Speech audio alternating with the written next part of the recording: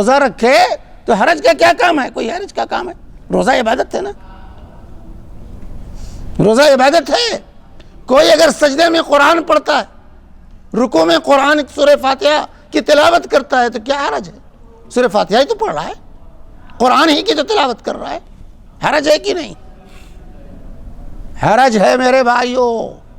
عید کے دن روزہ رکھیں گے گنہگار ہوں گے، یاد رکھیں، عید کے دن روزہ رکھیں گے گنہگار ہوں گے، نیکی نہیں ملے گی، عذاب ملے گا۔ سجدے میں رکوع میں قرآن پڑھیں گے، ثواب نہیں ملے گا، گناہ ہوگا میرے بھائی۔ کیوں بھائی؟ قرآن پڑھنے پر گناہ، روزہ رکھنے پر گناہ؟ پوچھنے والا پوچھ سکتا ہے کیوں گناہ ہوگا؟ کیونکہ ہمارے نبی صلی اللہ علیہ وسلم کے طریقے سے ہٹا ہوا ہے۔ عبادت نبی کے طریقے پر عمل پیرا ہونے کو کہتے ہیں۔ نبی کے طریقے سے ہٹ کر عبادت کریں گے تو عبادت نہیں ہے، وہ ضلالت ہے، وہ گمراہی ہے میرے بھائیوں، یہ سن لیجئے۔ ویسا کرنے والا مجرم ہوگا، ایسا کرنے والا مجرم ہوگا۔ اس کی مثال، موٹی سی مثال سن لیجئے۔ ایک شخص، آج کل یہ عام ہے، کسی ملک کی نوٹ چھاپتا ہے، جو کاغذ حکومت نے استعمال کیا اس سے بہترین کاغذ لگاتا ہے، بہترین روشنائی اور کلر اور پرنٹ کر کے لاتا ہے، بالکل ہو بہو اسی طرح، اور مارکیٹ میں پیش کرتا ہے۔ کوئی جاننے والا اس کو قبول کرے گا؟ ایسا کرنے والا مجرم ہوگا یا اس کو محسن سمجھا جائے گا قوم ملت کا؟ اب کوئی پوچھے بھائی کیا حرج ہے، کاغذ ویسے ہی ہے، روشنائی اسی طرح ہے، پرنٹ بھی بہترین کیا ہوا ہے، اس میں حرج کیا ہے؟ اس میں کون، جیسے لوگ کہتے ہیں بھائی حلوے میں کیا چیز ہے، شکر حرام ہے کہ سوجی حرام ہے کہ گھی حرام ہے، یہ حلوہ کیسے حرام ہو گیا؟ یہ لوگ سوال کرتے ہیں۔ تو یہ نوٹ کیوں نہیں چل رہا ہے؟ یہ نوٹ چھاپنے والا مجرم کیوں قرار دیا جاتا ہے؟ اس کو جیل کے کٹگرے میں کیوں بند کیا جاتا ہے؟ کیوں بند کیا جاتا ہے؟ کیونکہ حکومت کی تصدیق اور مہر اس پر نہیں لگی ہے، حکومت کے خلاف سے ہٹ کر اس نے الگ سے چھاپا ہے۔ تو جب تک ہمارے نبی کی مہر کسی عمل پر نہیں لگے، وہ عمل میرے بھائیوں مقبول ہوگا یا مردود؟ جیسے یہ نوٹ مردود، اسی طرح وہ عمل مردود ہے۔ جیسے نوٹ چھاپنے والا مجرم ہے، اسی طرح وہ عمل کرنے والا مجرم گردانا جائے گا۔ تو بدعات اور خرافات جو آج امت میں میرے بھائیوں سیلاب کی طرح پھیلے ہوئے ہیں، اس سے امت کو بچانے کی ضرورت ہے۔ یہ مہینہ جس سے ہم اور آپ گزر رہے ہیں، کون سا مہینہ ہے؟ یہ رجب کا مہینہ ہے۔ سن لیجیے، یہ رجب کا مہینہ ہے، جس کی کیا خصوصیت ہے؟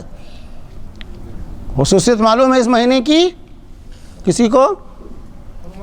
یہ اشہر حرم میں سے ہے، یہ حرمت والے مہینوں میں سے ایک مہینہ ہے۔ حرمت والے مہینے کتنے ہیں اسلام میں؟ 4 ہیں میرے، 4 مہینے ماہ حرم کہے جاتے ہیں، حرمت والے مہینے کہے جاتے ہیں۔ وہ کون سے ہیں؟ ذوالقعدہ، ذوالحجہ، محرم اور رجب، یہ 4 مہینے، 3 مہینے ایک ساتھ اور رجب تنہا۔ جیسا کہ صحیح بخاری کی روایت ہے، اللہ کے رسول صلی اللہ علیہ وآلہ وسلم نے ان 4 مہینوں کی تعین فرمائی کہ 3 مہینے ایک ساتھ ہیں، ذوالقعدہ، ذوالحجہ، محرم اور رجب، جو جمادہ اور شعبان کے درمیان ہے۔ جمادہ اور شعبان کے درمیان جو مہینہ ہے رجب کا مہینہ، یہ مہینہ حرمت والا مہینہ۔ اب اس مہینے میں ہمیں کیا کرنا ہے؟ کیا اللہ کے نبی صلی اللہ علیہ وسلم کوئی مخصوص عمل اس مہینے میں کرتے تھے؟ کوئی جشن اس مہینے میں مناتے تھے؟ میرے بھائی تو کوئی مخصوص عمل، کوئی جشن، اور اس طرح کوئی دن اس مہینے کے اندر اللہ کے حبیب صلی اللہ علیہ وآلہ وسلم نہیں مناتے تھے، کچھ ثابت نہیں۔ لیکن آج ہمارے معاشرے میں مختلف بدعات سے اس مہینے کو بھر دیا گیا ہے، مختلف بدعات سے اس مہینے کو بھر دیا گیا ہے۔ آتے ہی مہینہ ایک طرف روزوں کی فکر ہو جاتی ہے لوگوں کو، کہتے ہیں اس مہینے میں روزہ کثرت سے رکھنا چاہیے۔ نہیں ثابت ہے کثرت سے روزہ، رسول اللہ صلی اللہ علیہ وسلم کا یہ عمل نہیں۔ ہاں اس مہینے میں پہلی جمعرات کو اور پہلی جمعہ کی رات کو جو ہے نمازیں پڑھنی چاہیے، اتنی رکعتیں، اور ہر رکعت میں اتنی مرتبہ سورہ فاتحہ اور اتنی مرتبہ سورہ اخلاص، کیا کیا جو ہے لوگوں نے گڑھا ہے، جس کو صلاۃ الرغائب کہتے ہیں، صلاۃ الرغائب، رغبت کی نماز۔ یہ بدعات ہے میرے بھائی، کوئی مخصوص، تمام علماء اور محدثین نے اس بات کی وضاحت کی ہے۔ حافظ ابن حجر رحمۃ اللہ علیہ نے تو ایک مستقل کتاب ہی لکھی ہے، اس مہینے پر ایک مستقل کتاب لکھی اس کے بدعات کی تردید میں۔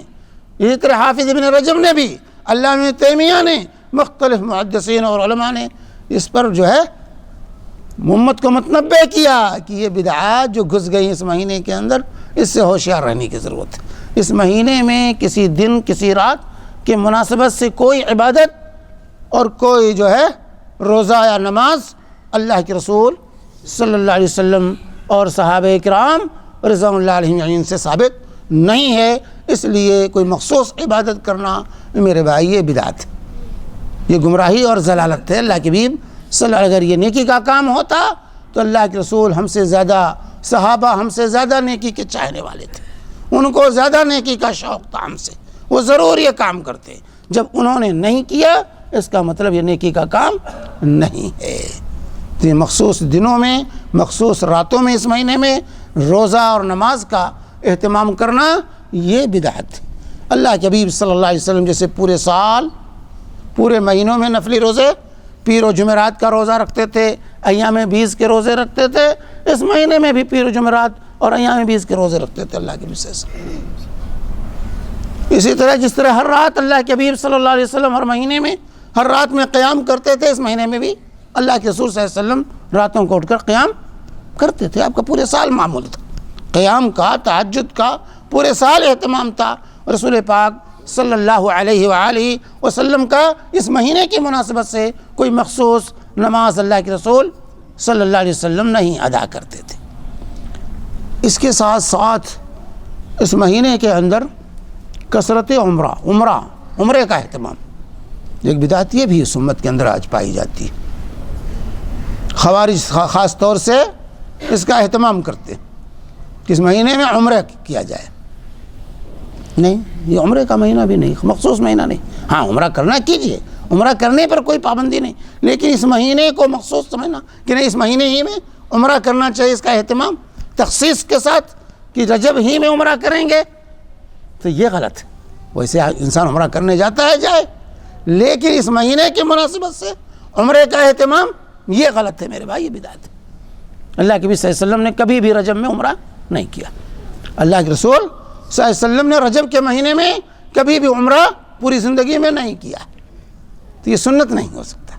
جو کام اللہ کے رسول صلی اللہ علیہ وسلم نے کیا ہی نہیں ہے، اور یہ کہنا کہ رجب کے مہینے میں عمرے کا اہتمام کرنا چاہیے تو یہ بدعت میں داخل ہو جائے گا۔ اللہ کے رسول صلی اللہ علیہ وسلم نے ایسا نہیں کیا۔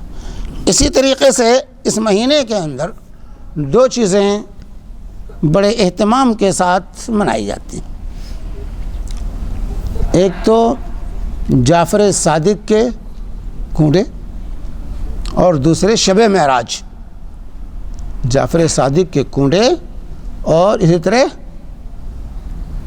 جو ہے شب معراج، اور اسی طرح ایک دعا بھی لوگ بہت زیادہ پڑھتے ہیں، اور خطبہ واعظین بھی اپنی تقریروں میں کہتے ہیں کہ جو ہے اللہ کے نبی صلی اللہ علیہ وسلم نے کہا تھا اللہم بارک لنا فی رجب و شعبان و بلغنا رمضان۔ یہ عام طور سے خطبہ اور واعظین کہتے ہیں کہ اللہ ہمیں رجب اور شعبان میں برکت دے اور ہمیں رمضان تک پہنچا دے، تو یہ ثابت نہیں ہے۔ رسول اللہ صلی اللہ علیہ وسلم سے یہ چیز، یہ دعا ثابت نہیں، یہ دعا